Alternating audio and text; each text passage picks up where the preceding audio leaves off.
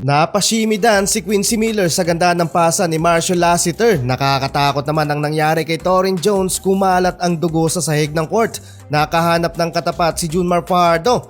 Tuwang-tuwa ang mga kababayan natin sa Hong Kong sa pagbisita ng San Miguel Beermen. Mula sa bansang Hong Kong, maglalaban mga idol ang San Miguel Beermen at PBA guest team na Hong Kong Eastern. Parehong may dalawang talo at wala pang panalo ang dalawang koponan na to dito sa pocket tournament ng East Asia Super League. Well, opening ng frame debut game mga idol ni Torrin Jones dito sa EESL.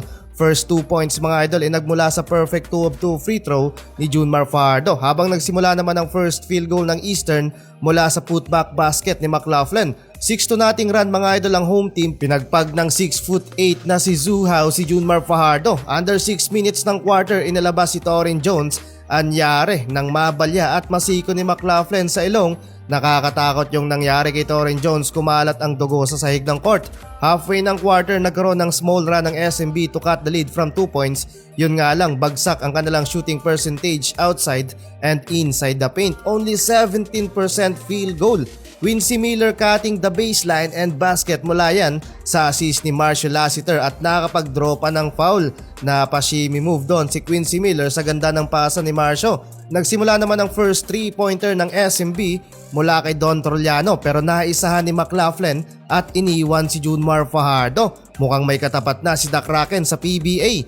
Open court layup mga idol, grabe ang Eastern tinambakan sa first quarter ang SMB 14-28. Tumaas palalo mga idol ang bonus ng 1xBet with up to 12,000 pesos. Gamit ng mga laro especially sa basketball, papaldo ka dito. Madali lang din mag-cash in and withdraw na sa 1xBet at gamitin ang ating promo code na GLTV1X para sa mas mataas. Second quarter tayo, tinapat na si Mutao Tua kay Chris McLaughlin. Anyari mga idol, lumobo pa ng lumobo ang kalamangan ng home team sa SMB. Umabot ng 18 points, biggest lead ng Eastern.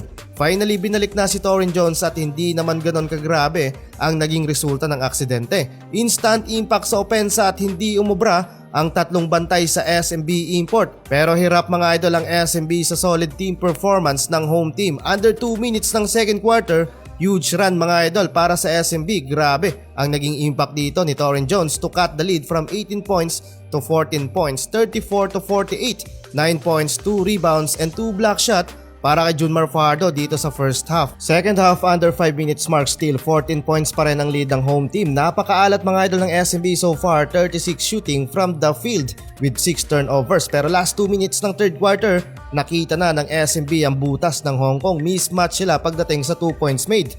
Balik sa single digit ang lamang ng home team. Last quarter, sinisigurado na ng Hong Kong yung panalo dahil sa back-to-back turnovers ng SMB. Pero 18 points so far para kay Torrin Jones at 17 points naman para kay The Kraken.